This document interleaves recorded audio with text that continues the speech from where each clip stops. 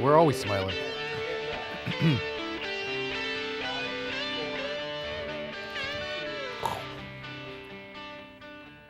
Hello, welcome to Legal Action. My name is David Siegel. Thanks for joining us. Today we're going to be talking about bankruptcy, Chapter 7 and Chapter 13, which are the two chapters that help people either get out of debt or reorganize their debt under the United States Bankruptcy Code.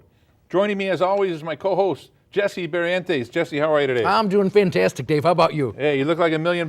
Oh, you too, my friend. It's nice to see you. I'm trying to keep up with you. It's not easy. Okay, that's all right. So Hey, far, I got that's the cufflinks. Got the cufflinks. It's But I excellent. got to worry about the pocket square. Oh yeah, and, you need the American and the watch, flag the there. ring, and the flag. Well, So okay, that's okay. Hey, you many know, items. We're close. But anyway, we're not bankrupt right now. That's true.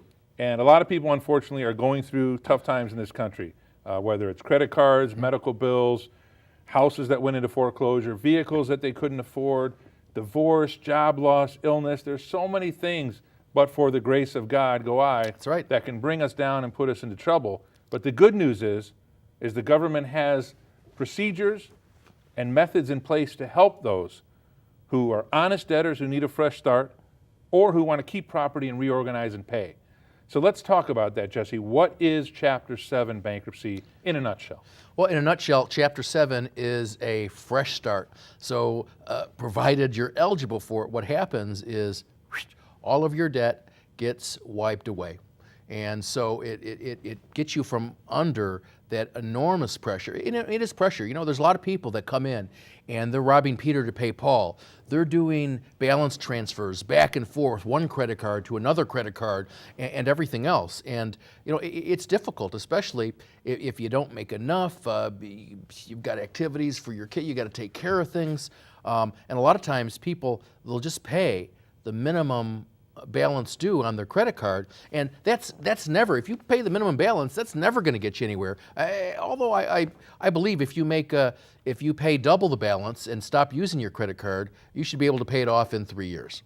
Yeah. What's good news is under the new law, the credit card companies have to disclose that if you're making the minimum payment, this is how much is going to go towards it, and this is how long it's going to take in terms of time, months or years, to pay it off. So there are disclosures now that put it front and center in people's minds, so they know that. That's like the truth in lending disclosure for real estate when you're getting a mortgage. They have to tell you, This is what you're borrowing.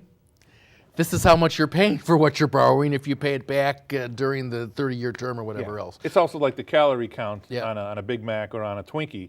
If you want it, you're probably going to eat it no matter what that thing says. That's true, but it's nice to at least so that you can see it and you have an idea. You know, if indeed you actually, like you said, you actually look at it. Yeah, there are definitely debt warning signs, and one of those debt warning signs is if you're only making the minimum payment on your credit card. So hopefully that disclosure also shows people that, hey, there's a problem here. I have to be careful with credit. I have to be careful about obtaining more credit because I can't make anything more than the minimum on these cards. Right. And, you know, 61% of Americans are living paycheck to paycheck.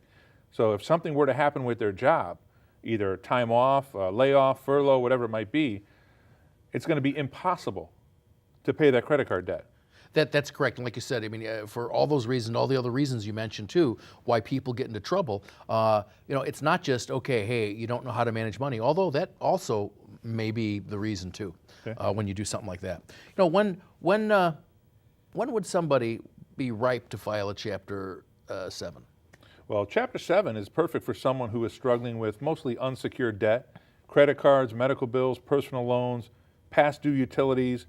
If they don't have significant assets, and again, you could have assets. The state of Illinois allows you to protect $15,000 worth of equity in a house, $4,000 worth of miscellaneous property, $2,400 worth of equity in a vehicle, all of your 401k and retirement.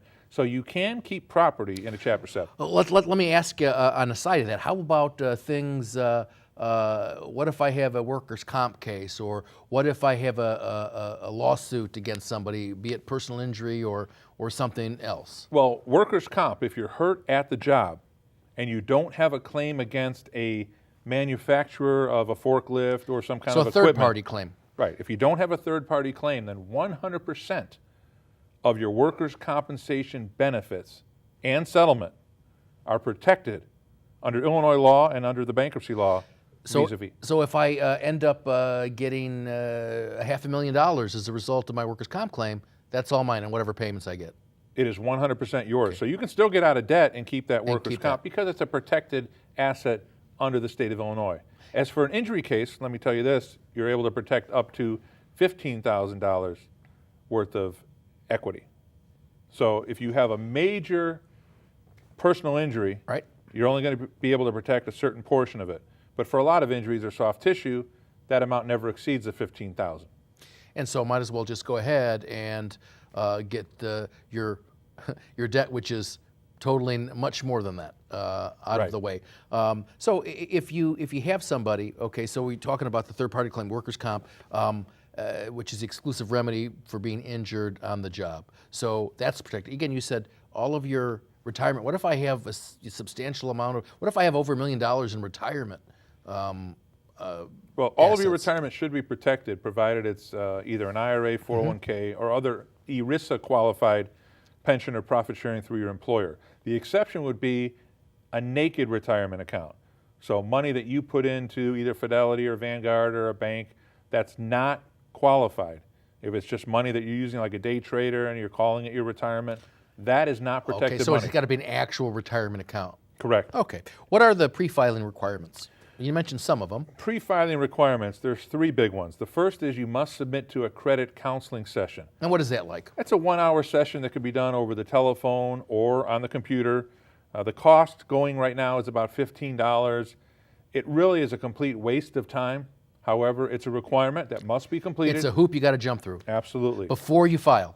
Before you file. So what happens if you file my bankruptcy today and I took the test today or took the class today? You have an invalid filing, which is void. So you'll have to actually dismiss that case and start over. A couple other requirements, very important. Okay. 1 year of federal tax returns for a Chapter 7, although most trustees are starting to ask for 2, even though the code only requires 1. But you got, if the trustee asks for it, you got to give it to him. That's true.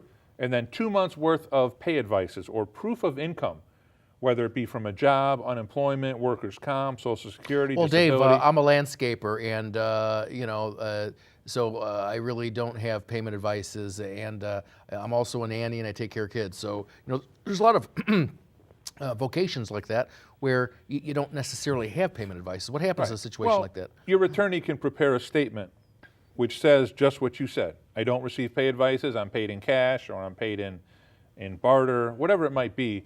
As long as there's some kind of proof, such as the statement, that will suffice. However, if you are getting paid from a regular job, you're going to have to provide those pay advices, because not only does the panel trustee who looks over your case want those, but in many cases the U.S. trustee, which is the boss, the big boss over everybody, also wants to review those to make sure people qualify for Chapter 7 and that they don't have the ability to reorganize under Chapter 13, where they would be repaying a portion of their debt. Is my employer going to know? I mean, I'm a little leery about giving my payment advices out. I don't want you to contact my employer. Your employer does not have to know about a bankruptcy filing, with the exception, if you're currently being garnished, once your case is filed, your attorney is going to send a bankruptcy notice, known as an automatic stay, to your employer's payroll to stop the deduction. So let's talk about that, the automatic stay. So it sounds like a magical kind of thing. It kind of is. Okay, and so what does that affect? You mentioned about a garnishment.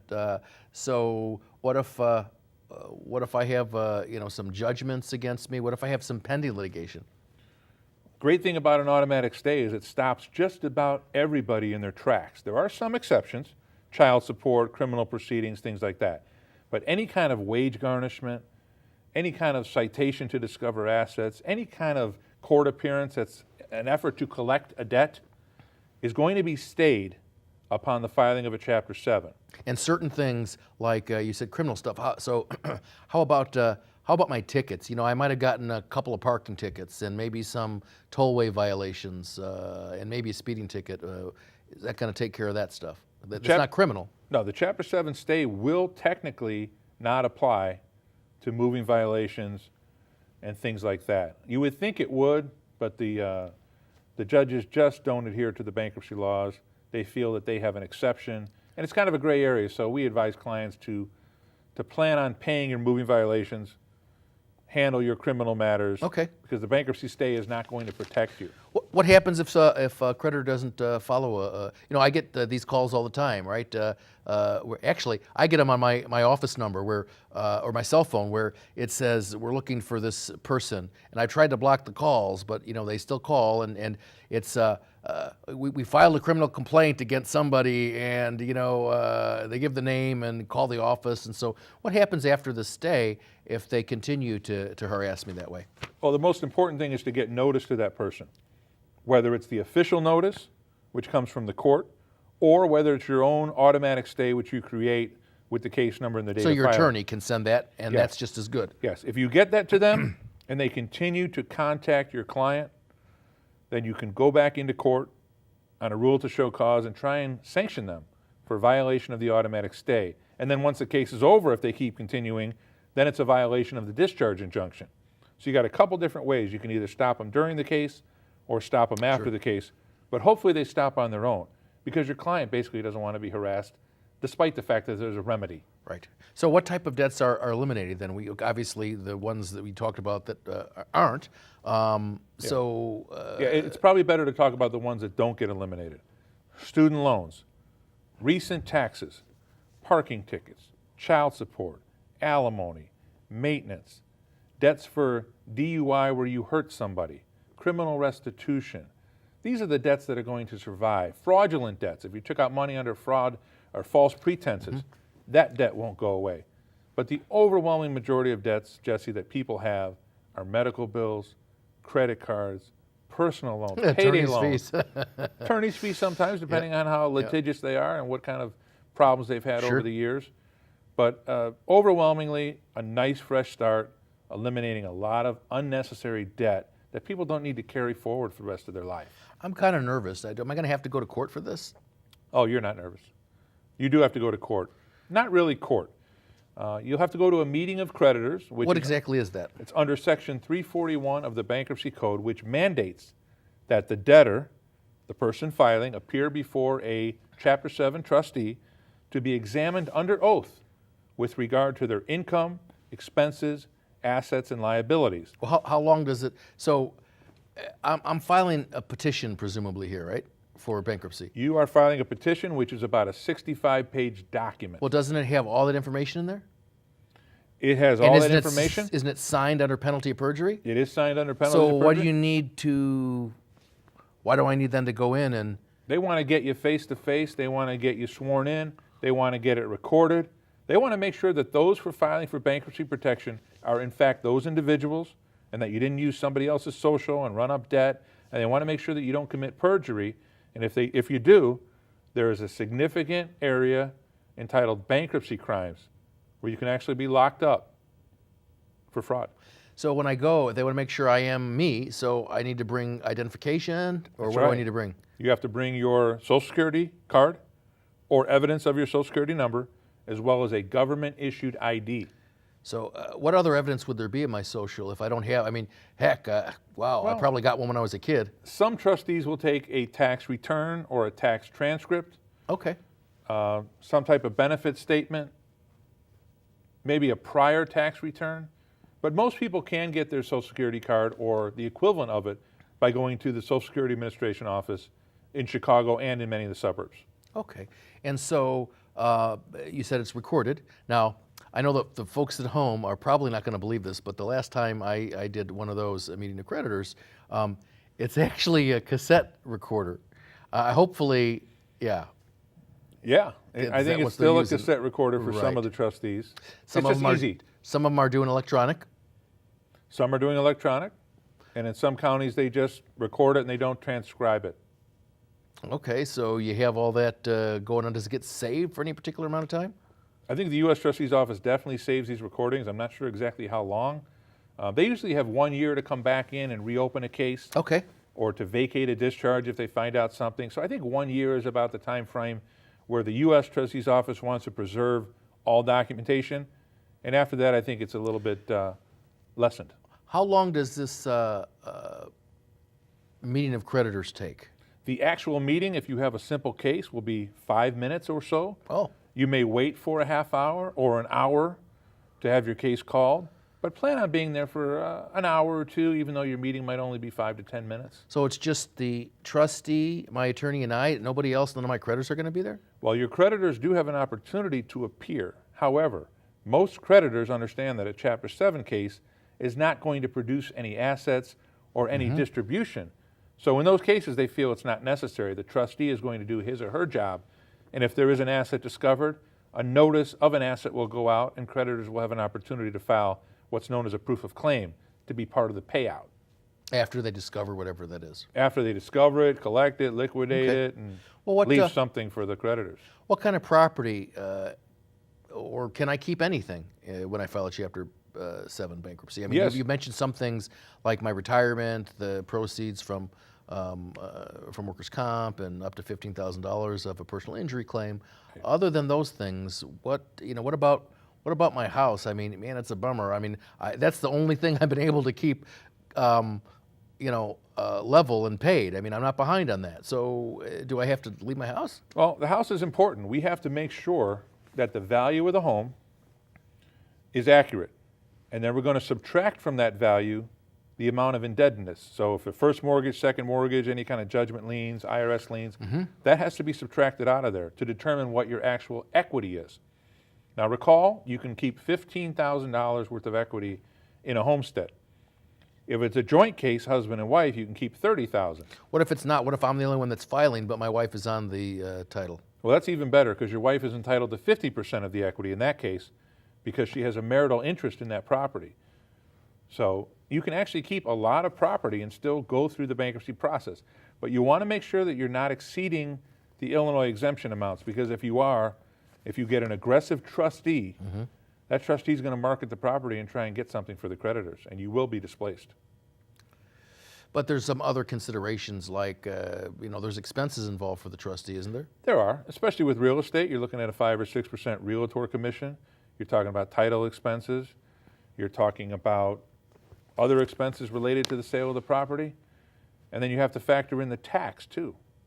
Whatever the trustee is going to recover in terms of assets, Right. there's a tax return that has to be filed with regard to those. So there has to be something significant to make it worthwhile for the trustee, who also has an interest in getting paid a percentage as well as a fee for being the attorney for the estate. Okay. Well, so how long does the process take from when I come to your office? Well, let's just say from filing. I've already been to your office. I've given you the things that you've asked me to. I'm here now to sign off on the 60-plus page petition that you told me about, right? That's right. And so You want to get filed now, correct? You're gonna file it because it's late in the evening. You're gonna file it tomorrow morning. So what's the time frame between the filing and the meeting of creditors and the discharge? Sure. Once a case is filed, notice is going to go out to the creditors within about 5 to 7 business days. The actual meeting in front of the trustee, the 341 meeting of creditors under the bankruptcy code, is going to take place 4 to 6 weeks after the filing. And then after that meeting, the debtor is going to wait a 2-month period, which is where creditors can file objections or adversarial complaints trying to hold particular debt non-dischargeable. Once that deadline runs, that 60-day deadline runs, the case goes to discharge. So from start to finish, filing until discharge, you're looking at about 110 days on average. So really pretty quick. So like 14 weeks? Well, a little less than 4 months. Yeah. Not bad. But you're going to feel like you got a fresh start immediately upon filing because the creditors get noticed. They can't call you anymore. The weight is lifted off your shoulders. Sure. You just have to appear at the meeting, take a financial management class for 2 hours online. Afterwards. And then get a discharge after. So what is that about? It's online only? It's online or in person at some places. Did you say 2 hours? 2 hours. You said the other one was an hour. Yeah. You're going to take a credit counseling session before the case is filed, which takes about an hour to an hour and a half. And then after the case is filed, you're going to have to submit to a 2-hour personal financial management instruction course. Okay, well, help me out a little bit. What's that about? The government wants to teach you everything in the world about finances and credit and purchasing a car and insurance. And they're going to cover it all in a 2-hour period. So I have to take that before I get my discharge? That's right. And if you fail to take that class, your case will close without a discharge. which means you went through the whole process for no benefit whatsoever. And you can't reopen that up or anything? You could reopen it up, but there's a $260 filing fee to do that with the court at the time of this airing. There's attorney's fees involved. And really, you're going to get a notice from the court. You're going to get a notice from your attorney. You have to submit. You have to follow these rules. You have to get this done. If you want the fresh start, you're going to do it, Jesse. Can you give me a range for a simple case, roughly? What is the initial filing fee for Chapter 7? The filing fee at the time of this airing is $335. Okay. Well, hey, that sounds kind of reasonable if I'm going to get rid of $50,000. Okay. Now, what would I expect on the marketplace here for a range for attorney's fees for something like that? It's definitely going to vary based on the county, based on the complexity of your case, based upon the experience of the attorney that you hire. You could see fees anywhere from $900 all the way up to $2,500, depending on the case. In addition to that filing fee? Correct. In addition to the $335 filing fee that has to be paid on any Chapter 7 bankruptcy case in the country. That goes to the clerk of the bankruptcy court, not to your attorney? Correct. It goes to the clerk of the court for the privilege of being able to get out of debt. Well, hey, like I said, if you're getting rid of all this stuff, it sounds like a plan, sounds like a deal. Now, what happens? Okay, so everything's done. I get my discharge. Now I'm starting to feel a little again here, Dave, because I don't think I'm going to be able to get credit. Well, don't be bummed, because you will be able to get credit. Credit probably faster than you can imagine. Before your case is even over, you're going to get dozens of letters from auto lenders looking to put you back into a vehicle. Now, you got to be careful. Some of those are going to be bad deals, high interest rates, but there will be offers for credit. You can get a secured credit card anytime after filing. That's where you put money in a bank, you start to use the card, you get some benefits and some good credit reporting on that. Wait. Secured credit card, I put money in the bank, so what I have on the card is what I have in the bank? That's right. Well, that doesn't sound like a credit card at all. It's not credit. I already have the money. Well, if I wanted to spend my own money, I wouldn't ask for a credit card, Dave. Here's the difference. It reports positively to the bureaus. And then that secured credit card can eventually turn into an unsecured credit card. So it really is a good thing to do. Sounds like one of those Visa gift cards, Why don't you just charge that up? Well, look, everybody wants to know how fast can I get out of debt? Right. And the very next question is, how soon can I get credit again? And the answer is very soon. You just have to be smart about it. Is my credit score gonna be lousy all the time here? What can I expect with that? Your credit score will definitely take a hit initially. Yeah. However, it will start to rebuild the longer you get away from the bankruptcy filing. But you have to ask yourself, what's your credit situation now? Well, if it's already bad, it's how much worse can it get then, I guess, right? Or if you're making all your payments and you have a great score, Yeah. you're still carrying how much debt on your shoulders. Right. So what good is a good score if you can't do anything with it? So there really is a blend. You have to get out of debt first and then rebuild second. Okay. Let's switch gears a little bit here. We talked about Chapter 7, which you asked me in the beginning in terms of it being a fresh discharge, a complete discharge. What is a Chapter 13? 13 is a reorganization. That's where you keep all of your property, okay, and you repay a certain amount of your debt over time. So a consolidation. It is a consolidation. You'll typically see this in a mortgage foreclosure case, or where somebody fell behind on the mortgage and they're not able to get current and make the full payment. They can actually file a 13, start making their regular payment again, and pay the part they fell behind, known as the arrearage, over a 3 to 5 year period. Well, what else? Why else would I file a Chapter 13 then? Okay, so arrearage on my house, and I want to keep my house. You might have non-dischargeable debt, such as student loans, child support, priority taxes. What is that going to do for me if I file on those things? You can repay it over 3 to 5 years and protect your license. Oh my goodness! I don't think I'd be able to pay my student loan over a 3 to 5 year period. Well, you can pay 10%, and then after the case is over, you can pay the other 90 or still owe the other 90. But parking tickets, I failed to mention that. That's a big one. If you don't make payments on parking tickets, your license could be suspended. And then you're driving on a suspended, you're going to get pulled over. And just a vicious circle back. You'll be in a 6303, which you're very familiar with, driving on a suspended. Hope they still call it 6303. Yeah, you're okay, Dave. Okay, I'm okay on that one? Yeah, okay, good. But if you go a Chapter 13 route, while you're in that repayment status for 5 years, your license is protected. You're not going to be suspended, provided you don't incur new parking tickets after the case is filed. In terms of the Chapter 13, are there any different pre-filing conditions than the ones we talked about for Chapter 7? There's one difference. You still have to take the credit counseling and provide the paycheck stubs. instead of 1 or 2 years of tax returns, you're required to provide the most recent 4 years of federal tax returns. What if I didn't file during one of those years? You need to file. Or if you didn't have to file, you'll have to do a statement that said you didn't need to file. But if you did earn money... Because I didn't make enough money to file in that year or Correct. anything else. Okay, so basically then in Chapter 13, sort of like a consolidation, I pay all of my secured creditors 100% of what I owe them within 3 to 5 years, and my unsecured 10%. So it depends on the case. basically I have to have enough money after my allowable expenses to be able to fund the plan, right? Right, but if you're not making your credit cards, if you're not making the minimum, Okay, you should have that's true. something available. Or my car payment. Right. One thing important, you said bill consolidation, debt Yes. consolidation. The big difference between Chapter 13 and the debt consolidation you hear advertised on TV and the Correct. radio is Chapter 13 has a lot of strength. And by that I mean if creditors don't participate in the repayment plan, they're out. They have to participate or they're out. With debt consolidation, they don't have to participate. 90% of them can, and 10% can decide, no, we're going to sue, we're going to garnish. And then you're out of luck with respect to that. Yeah, so it's very important. Chapter 13 has that strength of the federal government behind it. How do I pay, how does the trustee get paid? The trustee in a Chapter 13, Yes. they get a percentage of every dollar that goes through for an administrative expense. Well, I mean, about 5%. how do I pay him or her what my plan is? Where does it come from? Do I send in a check? Does it come out of my wages? Well, the best way to do it if you're gainfully employed is to have it directly come out of your check as a payroll control order. If you don't have that ability, Well, if you're self-employed on Well, then my Social Security, employer's going to know, right? your employer is going to know, yes, yes. But they can't discriminate based on the filing of a Chapter 13.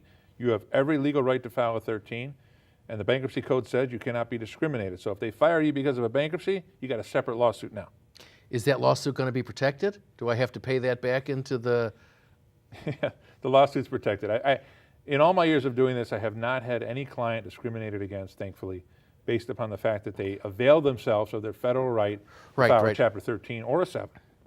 Okay, well, Dave, in terms of chapter, it depends. Hey, it seems like there's hey, Chapter 7 could be right for some people, Chapter 13 right for somebody else. The whole idea is to get people back on their feet, right, so they don't have to worry about all this tremendous pressure.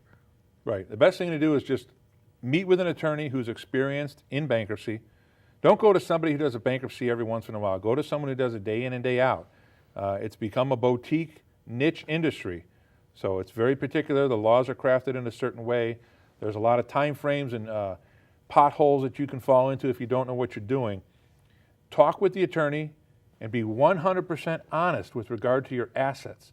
Because the worst thing that can happen is you file a Chapter 7 thinking you're going to get a fresh start, and guess what? The trustee discovers an asset that you didn't disclose.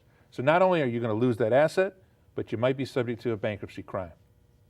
Sounds pretty harsh, but hey, if you try to defraud them, that's where you're at. Lastly, what things can I keep? Can I keep all my stuff in a Chapter 13? Yes, Chapter 13, you maintain all of your property. If you want to keep your house, you can do it. If you want to keep your car, you can do it. You can also decide to surrender the car inside your plan. And So will that then important. turn to a unsecured creditor after that? Absolutely. So it would only be based 10 to whatever percent, depending upon the plan, that I have to pay that creditor back. You got it. Good to see you, Jesse. You too, Dave. Till Great next talking time. about bankruptcy. We'll see you next time on Legal Action. Take care.